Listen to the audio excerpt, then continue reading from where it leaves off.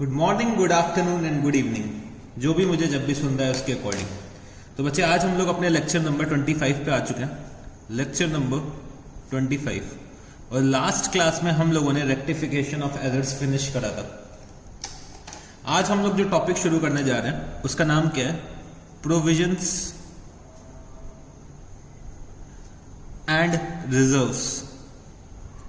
तो बच्चे ये एक थ्योरेटिकल टॉपिक है, ठीक है। ये एक छोटा सा टॉपिक है और बहुत ज़्यादा टाइम इसको नहीं लगेगा कवर करने में। आई थिंक हम लोग हाफ एन आवर में इस टॉपिक को फिनिश कर देंगे और उसके बाद हम लोग एक और नया टॉपिक शुरू करेंगे। तो प्रोविजन और रिजर्व्स की अगर मैं बात करूं तो बच्चे ये जो साउंड होता है, मतलब प्रोविजंस और रिजर्व्स, अगर मैं इनकी बात करूं तो ये बच्चे एक जैसे अपीयर होते हैं, बट एक्चुअली में इन दोनों के बीच में क्या होता है? डिफरेंस होता है। बहुत से लोग कंफ्यूज होते हैं कि प्रोविजन और रिजर्व्स में क्या डिफरेंस है, और बहुत से लोग प्रोविजंस और रिजर्व्स को इंटरचेंजेबली यूज करते हैं, बट एक्चुअली में दोनों में क्या होता है? डिफरेंस होता है। तो चलो आज हम लोग इसको अच्छे से समझ लेते हैं। तो सबसे पहले अगर मैं बात करूं तो प्रोविजंस क्या होते हैं, तो चलो मेरे साथ यहां पे लिखना प्रोविजंस के बारे में। प्रोविजंस, तो प्रोविजंस क्या होते हैं? Any amount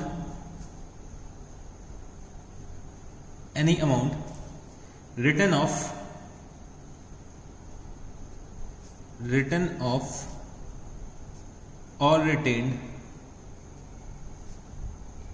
by the way of providing depreciation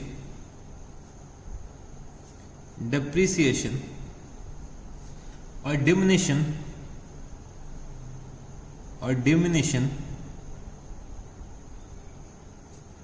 in the value of assets, or diminution in the value of assets,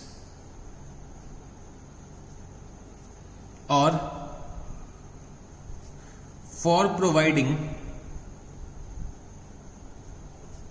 any known liability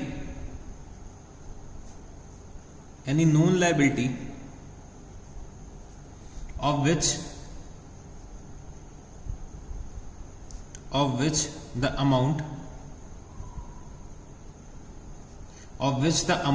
cannot be determined with substantial accuracy,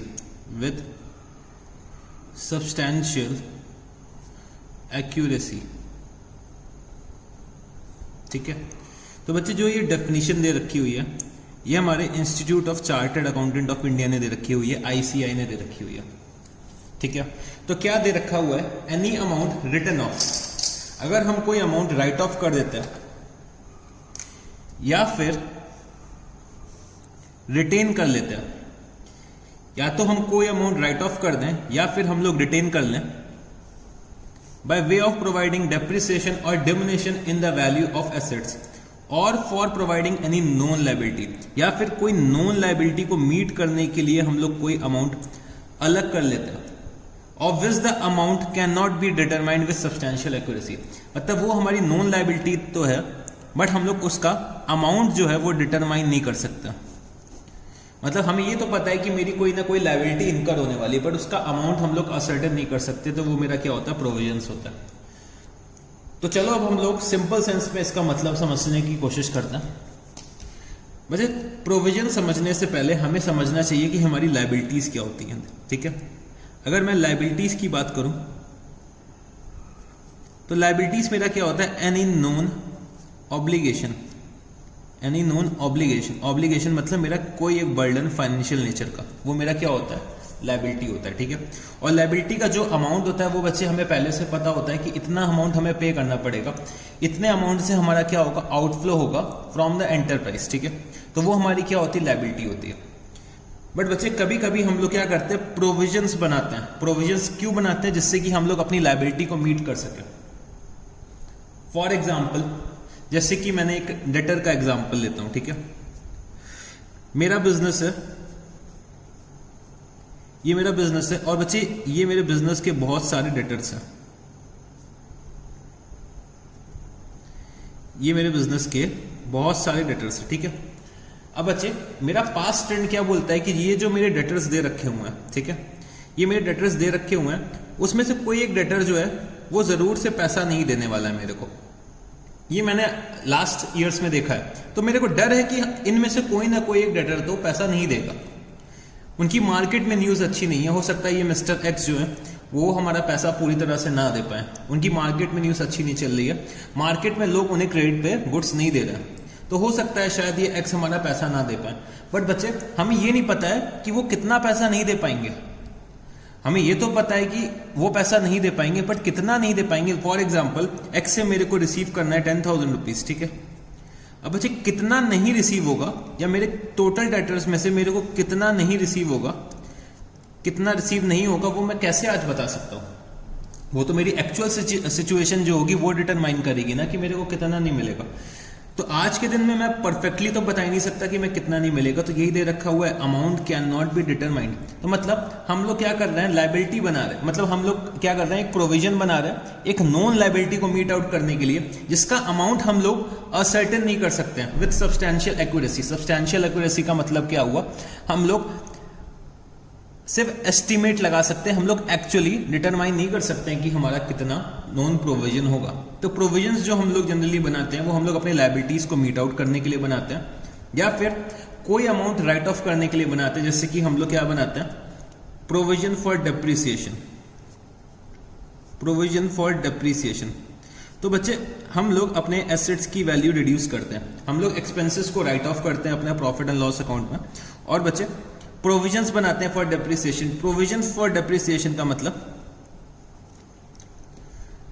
हम लोग अपने assets पे depreciation तो charge कर रहे हैं, ठीक है, हम लोग अपने एसेट्स पे डेप्रिसिएशन तो चार्ज कर रहे हैं, बट हम लोग अपने एसेट्स की वैल्यू रिड्यूस नहीं कर रहे हैं। हम लोगों ने एक प्रोविजन बना रखा है कि हम लोग एसेट्स की वैल्यू को तो रिड्यूस करेंगे, बट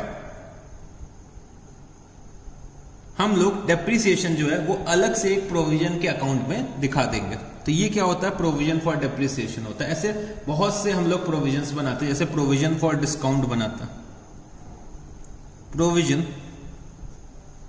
फॉर डिस्काउंट, ठीक है। प्रोविजन फॉर डिस्काउंट का मतलब क्या हो गया, मेरा कोई एक डेटर पैसा देने मेरे को आएगा, ठीक है, मेरा एक डेटर मेरे को पैसा देने आएगा, तो हो सकता है कि मैं उसे कुछ कैश डिस्काउंट दे दूं। मेरा अगर बिल जैसे था 10,200 रुपीज का, तो हो सकता है कि मैं 10,000 में सेटल ऑफ कर लूं और 200 रुपए का मैं डिस्काउंट दे दूं। तो ये सब क्या होता है, प्रोविजंस होते हैं जो हम लोग नॉन लायबिलिटी को मीट आउट करने के लिए बताते हैं, ठीक है। प्रोविजंस फॉर डेप्रिसिएशन बनाते हैं, हो सकता है हम लोग प्रोविजंस बनाते हैं for the decrease in the value of asset. हम लोग की जब एसेट्स की वैल्यू डिक्रीज होती है तब भी हम लोग क्या करते हैं, प्रोविजंस बनाते हैं कि फ्यूचर में हमारे एसेट्स की वैल्यू क्या है, डिक्रीज होने वाली, उसके लिए भी हम लोग प्रोविजंस बनाते हैं। प्रोविजंस फॉर डिस्काउंट बनाते हैं, provisions for repairs and renewals बनाते हैं, provision for repairs and renewal, ठीक है। ये सब प्रोविजंस हम लोग बनाते हैं अपने बुक्स में। तो ये तो हो गई प्रोविजंस की बात कि भाई प्रोविजंस हम लोग बनाते हैं किसी नॉन लायबिलिटी को मीट आउट करने के लिए, या फिर कोई अमाउंट को राइट ऑफ करने के लिए, या फिर हम लोग रिटेन कर लेते हैं bye way of providing depreciation और डिमिनिशन। तो डेप्रिसिएशन में हम लोग क्या करते हैं, एक सेपरेट अकाउंट में हम लोग डेप्रिसिएशन का अमाउंट क्रेडिट करते हैं। फिर हम लोग आगे बढ़ते हैं। तो बच्चे प्रोविजंस जो भी हम लोग बनाते हैं, ठीक है, प्रोविजंस जो भी हम लोग बनाते हैं वो हम लोग अपने प्रॉफिट एंड लॉस अकाउंट से बनाते हैं, ठीक है। तो प्रोविजंस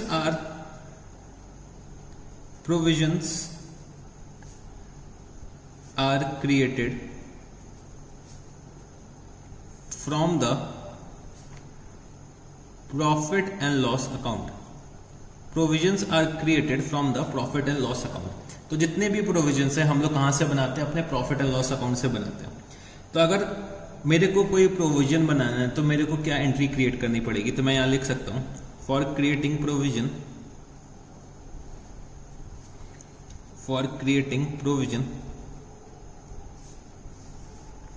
मैं क्या एंट्री लिख सकता हूं, profit and loss account debit, profit and loss account debit to provision for doubtful debts. अगर मैं बैड डेब्ट्स के लिए बना रहा हूं या फिर provision for discount etcetera etcetera. ठीक है, अगर मैं अपने प्रोविजंस बना रहा हूं तो कहां से बनाऊंगा? प्रॉफिट एंड लॉस अकाउंट से बनाऊंगा। तो हमारे प्रोविजंस क्या होते हैं? हमारे प्रोविजंस बच्चे हम लोग कोई अमाउंट राइट ऑफ कर दें या फिर हम लोग रिटेन कर लें by way of providing depreciation और diminution in the value of assets, या फिर हम लोग कोई एक नॉन लायबिलिटी को मीट आउट करने के लिए सर्टेन अमाउंट अलग कर दें, वो हमारा क्या होता है? प्रोविजंस होता है। ठीक है, नॉन लायबिलिटी की अगर बात करूं तो उसका अमाउंट क्या हो सकता है? अमाउंट हम लोग असर्टेन नहीं कर सकते विद सब्सटेंशियल एक्यूरेसी। ये तो होता है हमारा प्रोविजंस। अब चलो अब हम लोग आते हैं किसमें? रिजर्व्स में। रिजर्व्स, तो रिजर्व्स की अगर मैं बात करता हूं तो रिजर्व्स की सबसे पहले मेरे साथ क्या लिखना है? एक मीनिंग लिख लेना, that portion of earnings, that portion of earnings, receipts or other surplus of an enterprise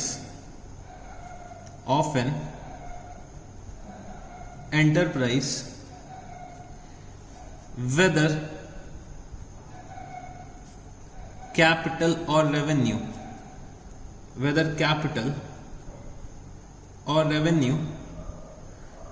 appropriated by the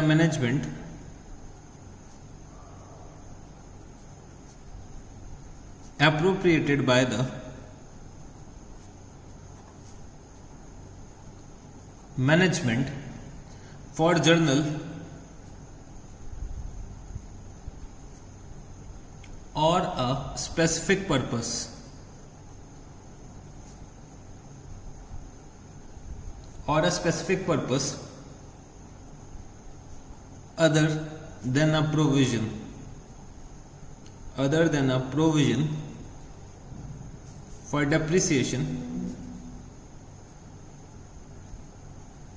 other than a provision for depreciation or diminution in the value of assets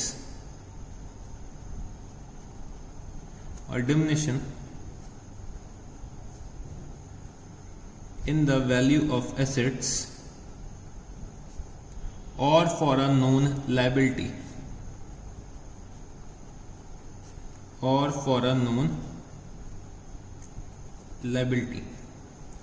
तो reserves क्या होते हैं हमारे बच्चे? वो होते हैं portion of earnings, receipts और other surplus of an enterprise appropriated by the management for general or specific purpose other than a provision for depreciation or diminution in the value of assets or for a known liability। तो ये पढ़ के sir हमें कुछ भी नहीं समझ में आया, तो चलो इसको भी समझते हैं। तो बच्चे कभी कभी क्या होता है कि हम लोग जो कमाते हैं उसमें से कुछ चीजें सेव कर लेते हैं, जैसे कि हमारे घर में जब हमारे पेरेंट्स अर्न करते हैं, ठीक है, तो कुछ ना कुछ थोड़ी सी सेविंग्स करते हैं।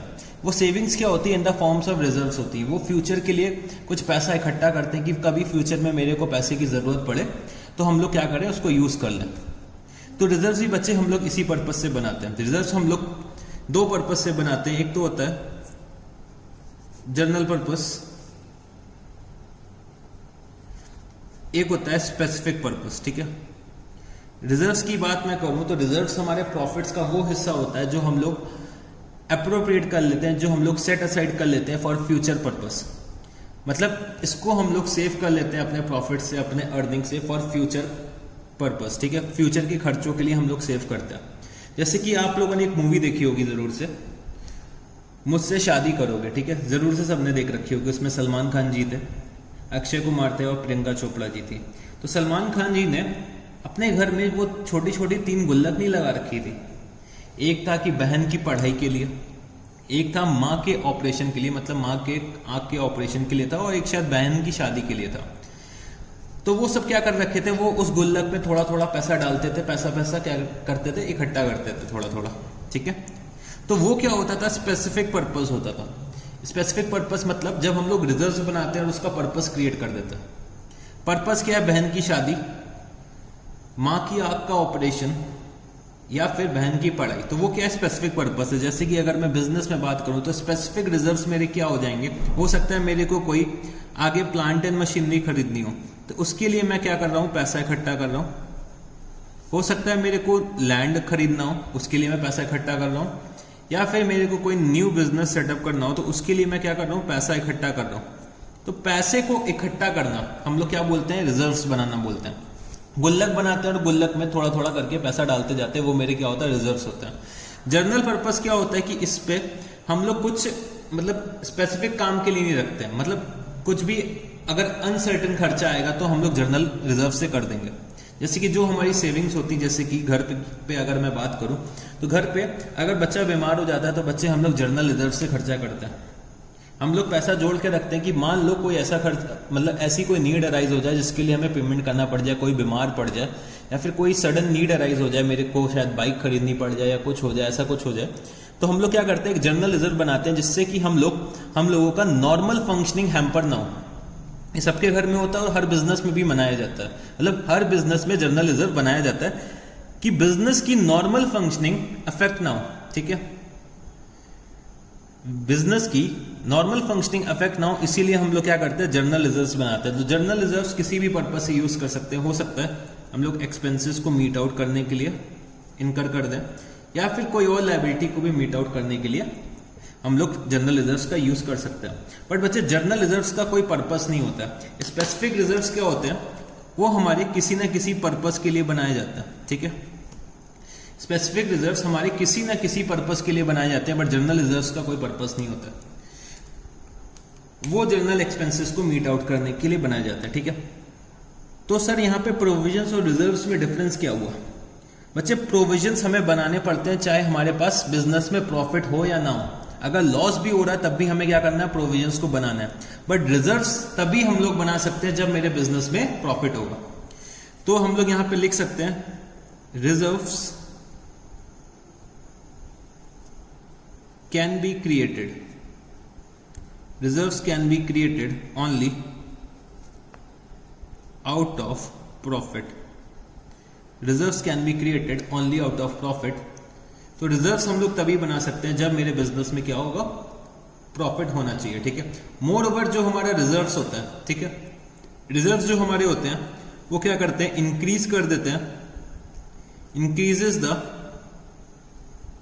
Financial strength of the company. मेरे पास जितने ज्यादा रिजर्व्स होंगे उतनी ज्यादा मेरी कंपनी की फाइनेंशियल पोजीशन अच्छी होगी। तो increases the financial strength of the company. तो जिस कंपनी के पास ज्यादा रिजर्व्स होते हैं उस कंपनी की, उस कंसर्न्स की फाइनेंशियल पोजीशन बहुत अच्छी होती है। ठीक है, और अगर मैं यहां पे लिखना चाहूं तो यहां पे एक पॉइंट नोट आउट कर लेना, कि नोट डाउन कर लेना कि provisions are created, provisions are created whether there is profit or not, whether there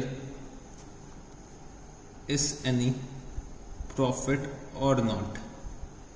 ठीक है, अच्छा बच्चे एक चीज और याद रखना, जो हमारे रिजर्व्स होते हैं उनका हमेशा क्या होता है, क्रेडिट बैलेंस होता है। सर क्रेडिट बैलेंस क्यों होता है?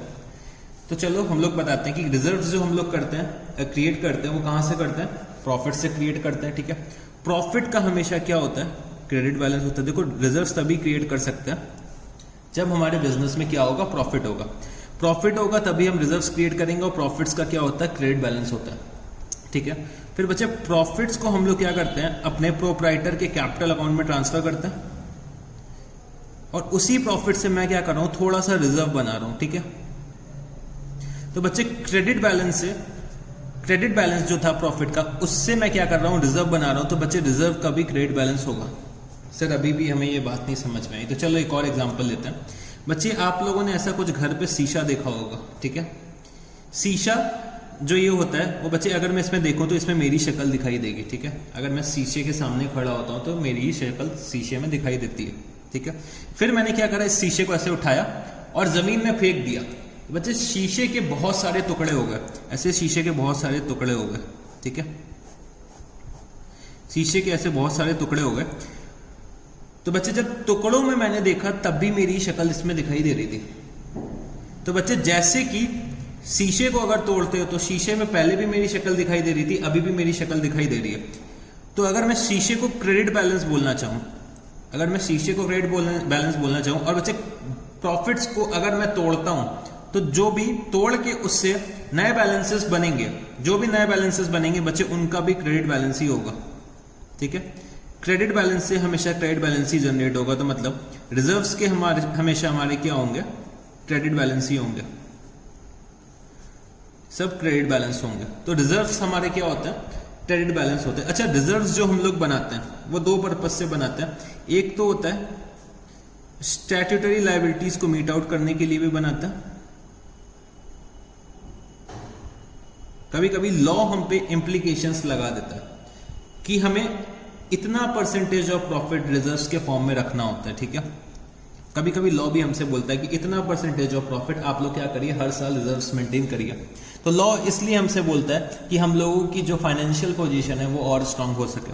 ठीक है, एक होता है कि जनरल पर्पस, हम अपनी मर्जी से रिजर्व को मेंटेन कर रहे हैं। ठीक है, रिजर्व्स को मेंटेन कर रहे हैं। तो रिजर्व्स मेंटेन करना हो सकता है एंटरप्राइज के लिए कंपल्शन हो, अगर डिपेंड करता है उनका लॉ, जिस लॉ में हमारा कंसर्न है वो स्टैब्लिश हुआ है, जैसे कि कंपनीज एक्ट हो गया, या फिर बैंकिंग एक्ट हो गया, बैंकिंग रेगुलेशन एक्ट, या फिर इंश्योरेंस एक्ट हो गया। तो अगर उस एक्ट में दे रखा है कि हमारी ऑर्गेनाइजेशन को रिजर्व बनाना है तो बच्चे हमें रिजर्व्स बनाने पड़ेंगे, वरना हम लोग जनरल पर्पस रिजर्व तो बना ही सकते हैं। ठीक है, रिजर्व्स बनाना बहुत अच्छी बात होती है। रिजर्व से क्या होता है, हमारी कंपनी की फाइनेंशियल पोजीशन और स्ट्रांग होती है। जैसे कि घर पे हम लोग क्या करते हैं, थोड़ा थोड़ा पैसा सेव करते हैं, जिससे कि हमारी फाइनेंशियल पोजीशन क्या हो सके, स्ट्रांग हो सके, और हम लोग फ्यूचर के जो एक्सपेंसेस है वो मीट आउट कर सके। तो इसीलिए हम लोग रिजर्व्स बनाते हैं। प्रोविजंस क्या होते हैं बच्चे, प्रोविजंस हम लोग नॉन लायबिलिटी को मीट आउट करने के लिए बनाते हैं, जिसकी हम लोग वैल्यू असर्टेन नहीं कर सकते। ठीक है, तो प्रोविजंस और रिजर्व्स ये होते हैं। अगर मैं प्रोविजंस और रिजर्व्स में डिफरेंसेस की बात करूं, ठीक है, प्रोविजंस और रिजर्व्स की अगर डिफरेंसेस की बात करूं तो हम लोग कुछ यहाँ पे डिफरेंसेस लिख सकते हैं। ठीक है, तो चलो यहाँ पे लिख लेते हैं कुछ डिफरेंसेस, रिजर्व्स और प्रोविजंस। ठीक है, तो ये एक इंपॉर्टेंट क्वेश्चन होता है हमारे एग्जाम के पॉइंट ऑफ व्यू से। एग्जामिनर हमसे कभी कभी पूछ लेता है कि डिफरेंस बता दो रिजर्व्स और प्रोविजंस के बीच में। ठीक है, तो हमें ये आना चाहिए। तो रिजर्व्स मेरे क्या होते हैं, यहाँ पे हम लोग लिख सकते हैं the portion of profit, the portion of profit kept aside for unforeseen obligations of business, for unforeseen obligation of business। तो रिजर्व्स हम लोग बनाते हैं वो बच्चे फ्यूचर किसी लायबिलिटी को मीट आउट करने के लिए बनाते हैं, अपनी फाइनेंशियल पोजीशन को स्ट्रेंथन करने के लिए बनाते हैं। तो हमें पता नहीं होता है पहले से कि हम लोग किस लिए वो रिजर्व बना रहे हैं। अगर स्पेसिफिक पर्पस बना रहे हैं तो हमें पता होता है, अगर जनरल पर्पस है तो बच्चे हमें पता नहीं होता है कि हम लोग रिजर्व्स बना तो रहे हैं, बट हम लोग किस लिए यूज करेंगे ये हमें नहीं पता होता है। बट बच्चे जो हम लोग प्रोविजंस बनाते हैं तो प्रोविजंस हम लोग कोई नॉन लायबिलिटी के लिए बनाते हैं। अ portion of money set aside for meeting known liabilities or expenses, for meeting known liability or expenses, for meeting known liability or expenses। ठीक है, तो रिजर्व्स हम लोग जो क्रिएट करते हैं बच्चे, क्रिएट करते हैं बाय डेबिटिंग,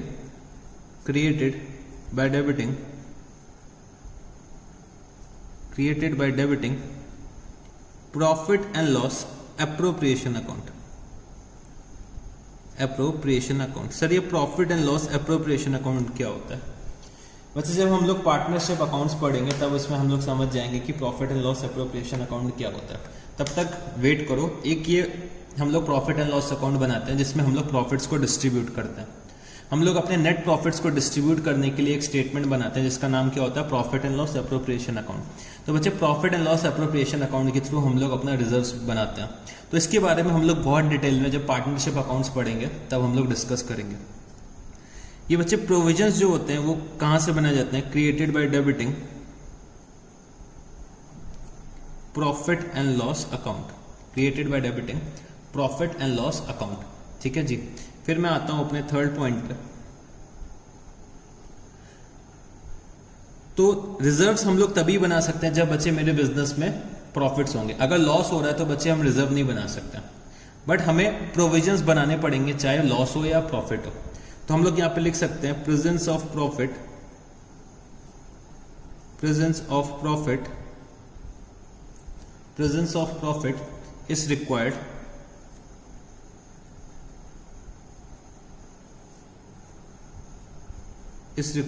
for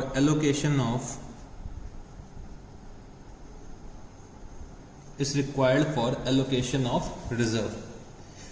यहां पे क्या लिख सकते हैं, presence of profit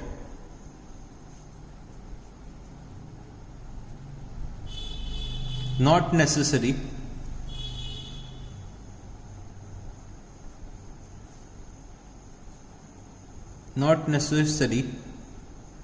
for allocation. ठीक है, और क्या लिख सकते हैं, reduces net profit of the organization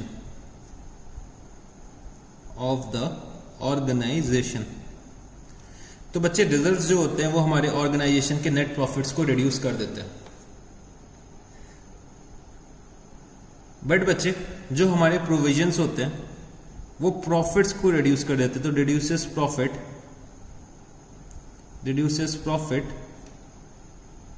for dividend distribution, ठीक है। तो प्रोविजंस हमारे प्रॉफिट्स को रिड्यूस कर देते हैं। जो हम लोगों का नेट प्रॉफिट निकल के आता है वो बच्चे प्रोविजंस को लेस करने के बाद निकल के आता है। ठीक है जी, तो हमारे जो प्रोविजंस हैं वो हमारे प्रॉफिट्स को रिड्यूस करते हैं, बट बच्चे जो रिजर्व्स होते हैं वो हमारे नेट प्रॉफिट्स को रिड्यूस करते हैं, क्योंकि हम लोग नेट प्रॉफिट्स को ही in the form of reserves create करते हैं। ठीक है जी, और अगर मैं लिखना चाहूं तो मैं क्या लिख सकता हूं, तो चलो एक दो पॉइंट्स और लिख लेते हैं।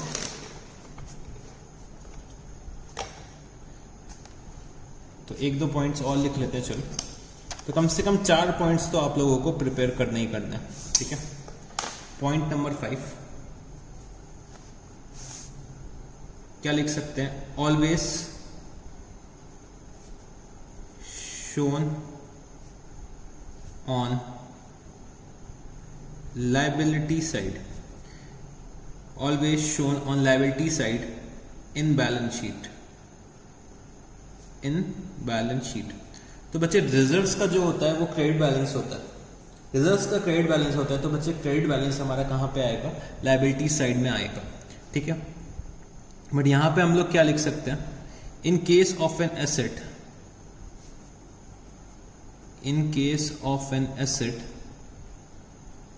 इट इज या it appears as a deduction,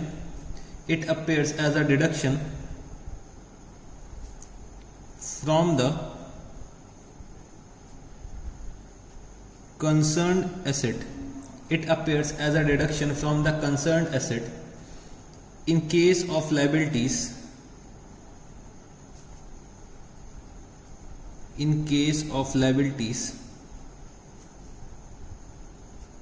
it is shown in the liabilities side.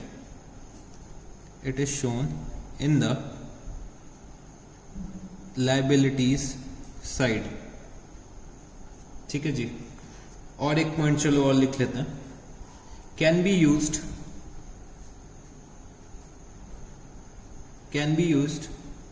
For any given purpose, need to be used for the specific purpose, it is allocated for। तो हम लोग अपने reserves को कोई भी given purpose के लिए use कर सकते हैं, बट बच्चे प्रोविजंस हम लोग उसी लिए यूज कर सकते हैं जिसलिए हम लोगों ने प्रोविजंस को क्रिएट करा है। तो ये कुछ डिफरेंसेस थे प्रोविजंस और रिजर्व्स में। तो चलो एक बार फिर से डिस्कस करते हैं हमारे प्रोविजंस और रिजर्व्स क्या होते हैं। तो बच्चे प्रोविजंस जो हमारे होते हैं, वो बच्चे प्रोविजंस हम लोग क्रिएट करते हैं प्रॉफिट एंड लॉस अकाउंट से, हम अपनी नोन लायबिलिटी को मीट आउट करने के लिए, जिसका अमाउंट हम लोग असर्टेन नहीं कर सकते हैं विथ सब्सटेंशियल एक्यूरेसी। ठीक है, प्रोविजन को हम लोग क्या कर सकते हैं, ये भी बोल सकते हैं कि एनी अमाउंट रिटन ऑफ, कोई अमाउंट हमने राइट ऑफ कर रखा है या फिर रिटेन कर रखा है by way of providing depreciation और reduction in the value of assets, मतलब diminution in the value of assets. अगर हमें किसी अपने एसेट की वैल्यू को रिड्यूस करना है या फिर bye way of depreciation show करना है, तब भी हम लोग क्या करते हैं, प्रोविजंस का यूज करते हैं। तो प्रोविजन फॉर डेप्रिसिएशन अकाउंट बनाते हैं या फिर प्रोविजंस बनाते हैं for diminishing in the value of assets, या फिर अपनी लायबिलिटी को मीट आउट करने के लिए हम लोग अपने प्रोविजंस को बनाते हैं। ठीक है, प्रोविजंस हम लोग प्रॉफिट एंड लॉस अकाउंट से बनाते हैं। ठीक है, प्रोविजंस का जो पर्पस होता है वो तो पता होता है, बट बच्चे अमाउंट जो होता है वो नहीं पता होता है। ठीक है, क्योंकि हम लोग देख के नहीं बता सकते कि हम लोग को कितना प्रोविजंस की रिक्वायरमेंट रहेगी। उसके बाद अगर मैं रिजर्व्स की बात करूं, तो रिजर्व्स जो हम लोग क्रिएट करते हैं वो बच्चे अनफोर्सीन कंटिजेंसीज से मीट आउट करने के लिए हम लोग अपने रिजर्व्स को क्रिएट करते हैं। हमें पता नहीं होता है कि रिजर्व्स हम लोग किस पर्पस के लिए यूज करेंगे। तो हो सकता है कि रिजर्व्स हम लोग जो क्रिएट करते हैं वो बच्चे दो पर्पस से करते हैं, एक जनरल पर्पस, एक स्पेसिफिक पर्पस। तो जो हम लोग रिजर्व्स बनाते हैं बच्चे अपने अर्निंग से बनाते हैं, अपने प्रॉफिट से बनाते हैं, अपनी इनकम से बनाते हैं।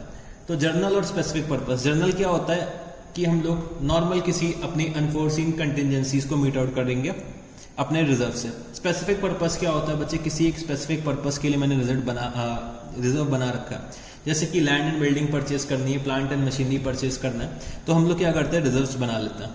ठीक है, उसलिए फिर प्रोविजन और रिजर्व्स के बीच में कुछ डिफरेंसेस होते हैं, जैसे कि प्रोविजंस हम लोग प्रॉफिट एंड लॉस अकाउंट से बनाते हैं, रिजर्व्स हम लोग कहाँ से बनाते हैं, profit and loss appropriation account से।